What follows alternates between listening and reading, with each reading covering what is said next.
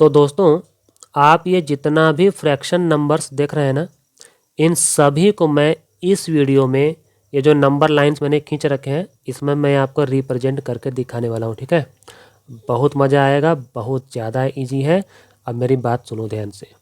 सबसे पहला आपको काम क्या करना है, पहले आपको ये करना है कि जब भी आपको नंबर लाइन पर रिप्रेजेंट करना हो ना फ्रैक्शन नंबर को, तो आप एक स्केल लीजिए और ये जो आप देख रहे हैं ना, इसमें जो ये सेंटीमीटर वाला होता है 7, 8, 9 ये वाला, इसके हिसाब से ही मैंने यहाँ पे खींच रखा है। ठीक है, और जैसे लाइन सीधी जब खींचा करो ना, तो इसका जो नंबरिंग होता है 7, 8, 9, उसको स्केल को रख कर कायदे से सब एक समान दूरी पे 1-1 सेंटीमीटर पे ऐसे आपको निशान लगा देना है। ठीक, पहला काम तो ये हो गया। अब जो सबसे इम्पोर्टेंट बात बता रहा हूँ, बड़े ध्यान से सुन लो और समझ लो। क्या है ये, जब हम नंबर लाइन में इसको रिप्रेजेंट करने वाले होते हैं ना, तो सबसे मेन जो रोल होता है वो होता है नीचे वाला डिनोमिनेटर का। ठीक है, क्यों होता है और क्या होता है वो सुनो। अब जैसे पहला वाला नमूना देखो, इसमें जो नीचे 3 है ना, इसका डिनोमिनेटर क्या है, 3 है। तो इसका मतलब ये होता है कि आप इस नंबर लाइन पे जब इतने स्टेप चल जाइए तब जा कर के 1 लिखिए, इतने स्टेप फिर से चलिए तब लिखिए 2, इतने स्टेप फिर से चलिए तब जा कर के लिखिए 3। क्योंकि देखो, आम तौर पे क्या होता है ना, जब हम लोग मान लो यहाँ पे 0 जब लिखते हैं 0, तो यहाँ पे 1 लिखते हैं, 2, 3, 4, 5 इसी तरह से लिखते हैं, और इसी तरह से स्केल में भी लिखा रहता है। लेकिन फ्रैक्शन में जो डिनोमिनेटर होता है वो ये कहना चाहता है कि अगर आप यहाँ पर 0 मान ले रहे हैं ना, अब देखो मैंने काम शुरू कर दिया, अब ध्यान से देखना। अगर आप यहाँ पे 0 मान चुके हैं, तो इसके नीचे जो पड़ा हुआ डिनोमिनेटर 3 है वो ये कहना चाहता है कि यहाँ से जब 1 कदम चलो, 2 कदम चलो, 3 कदम चलो, तब जा कर के लिखो 1। ठीक है, इसी तरह 3 स्टेप जब और आगे चलो तब लिखो 2। यानी कि यहाँ अगर 1 आ गया है तो हम यहाँ से गिनेंगे 1, 2, 3, यहाँ पे लिखेंगे 2। फिर यहाँ पर 2 आ गया ना, तो यहाँ पे लिखेंगे क्या, 1, 2, 3, यहाँ पे लिखेंगे 3। यानी हर 3 स्टेप पे ये डिनोमिनेटर बताता है कि कितने स्टेप पर आप आगे बढ़ने के बाद 1, 2, 3, 4 लिखेंगे। ठीक है, ये बात समझ में आ गई। अब देखो, अब हमको बताना है कि ये 2/3 है कहाँ पे। अच्छा, एक काम और करते हैं, इसमें ज़रा खोज लेते हैं कि अगर डिनोमिनेटर से ही फैसला होता है कि हमें नंबर लाइन पे नंबरिंग शुरुआत में करनी कैसे है, तो हम खोज लेते हैं इसमें से कौन कौन फ्रैक्शन ऐसा है जिसमें डिनोमिनेटर 3 है। ठीक है, तो एक तो ये है और एक ये है ना, यानी इस नंबर लाइन पे हम बड़े आराम से इसको और इसको रिप्रेजेंट कर सकते हैं। देखो कैसे, जैसे मैंने 1, 2, 3 ये सब तो लिख लिया ना, यहाँ पर क्या आ जाएगा 4। ठीक है, तो अब हम खोजेंगे कि 2/3 हम कहाँ लिखें।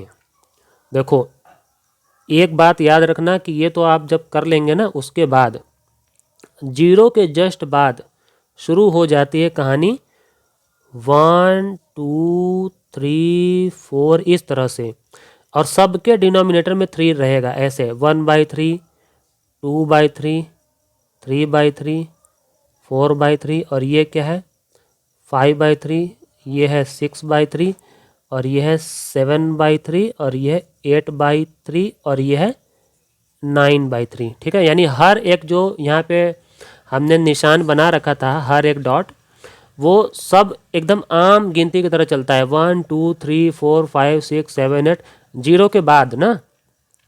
और अगर आपको दिखाना भी है तो लो, यहाँ भी मैं आपकी तसल्ली के लिए लिख देता हूँ 0/3। मज़ा आया।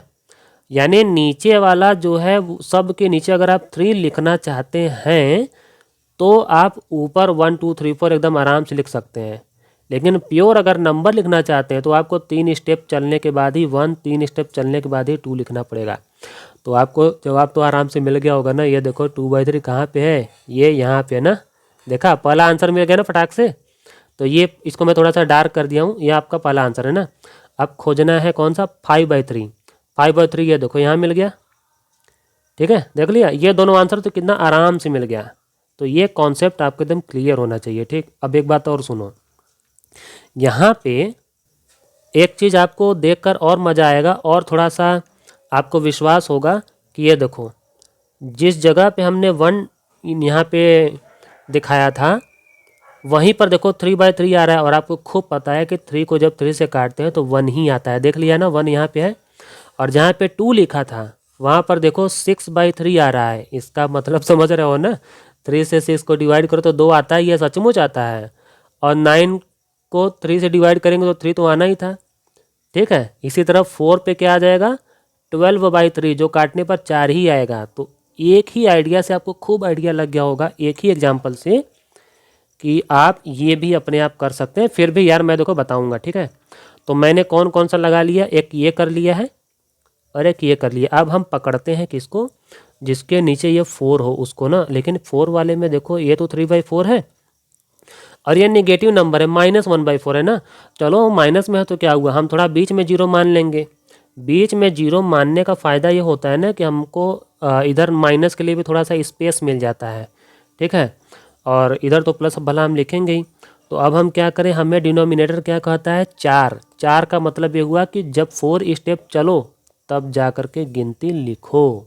तो देखो 0 से जब हम राइट साइड चलेंगे 1 2 3 4, यहाँ पर लिखेंगे 1, फिर 1, देखो 0 से अगर हम चलते हैं तो 0 को 1 नहीं काउंट करना है, ठीक है, उसके बगल वाले को 1 काउंट करना है, 1 2 3 4।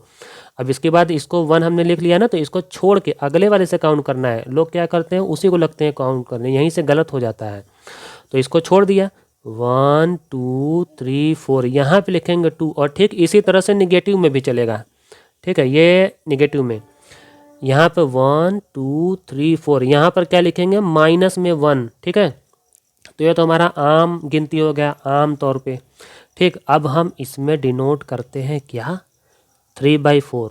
तो मैंने क्या बोला था कि 0 के जस्ट बाद ये क्या हो जाएगा, 1/4, ये क्या है 2/4, ये क्या है 3/4, यही तो है आपका आंसर 3/4।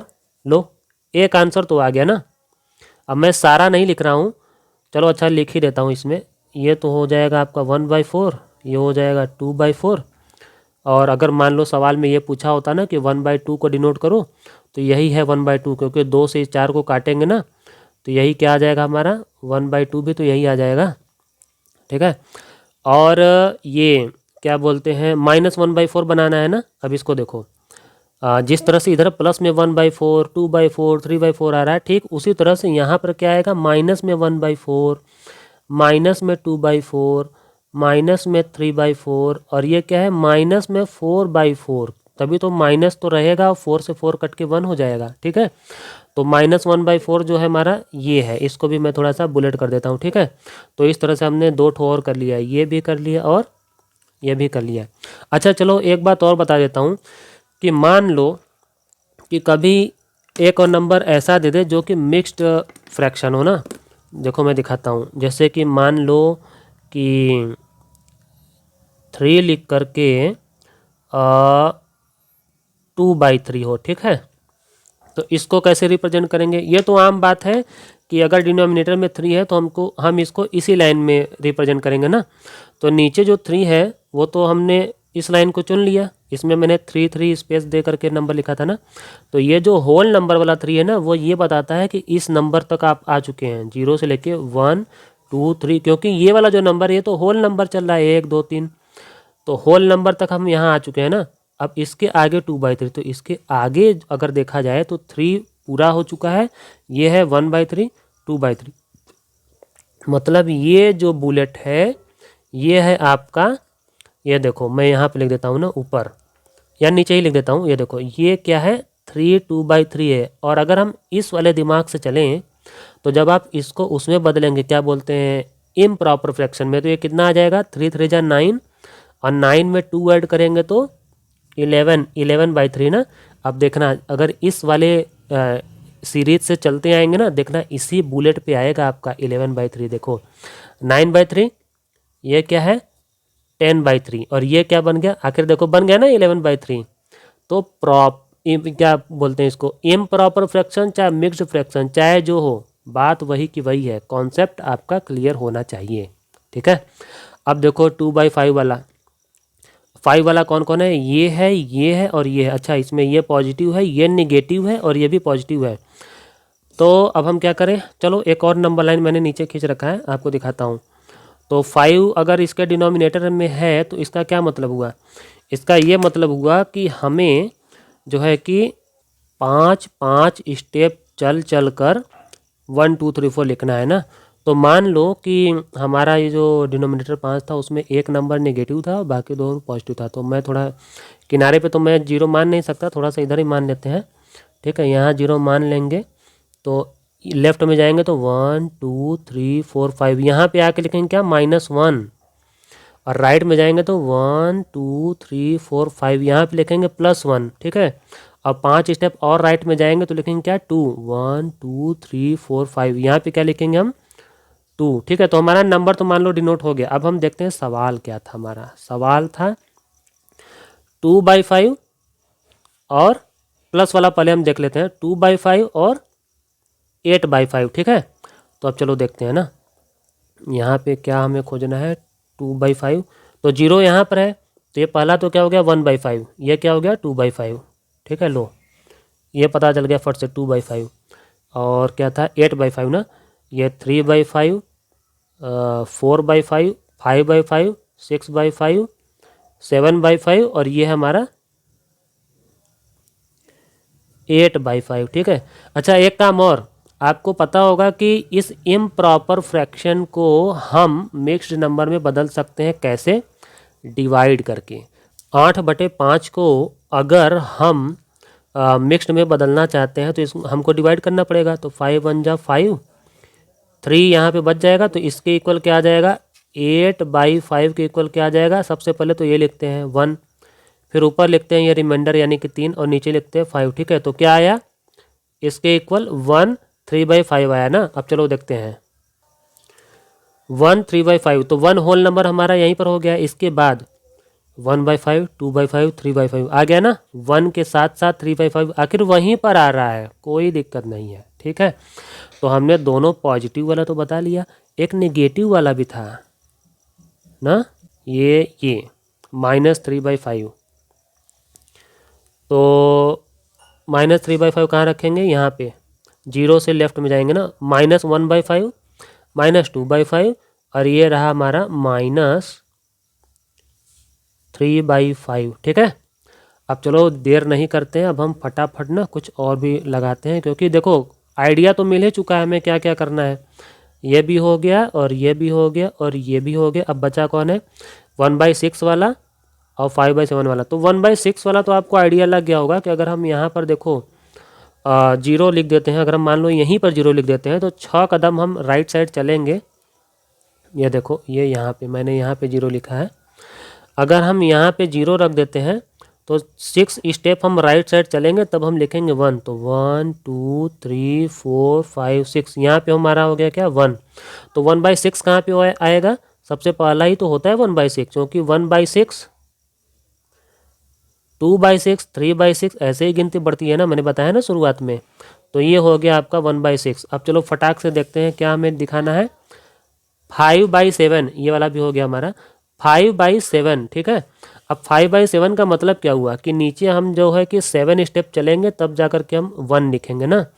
तो देखो अब इसमें हम क्या करने वाले हैं, इसमें अगर हम यहाँ पर 0 रख देते हैं तो 1 2 3 4 5 6 7, यहाँ पे आकर के हम लिखेंगे 1।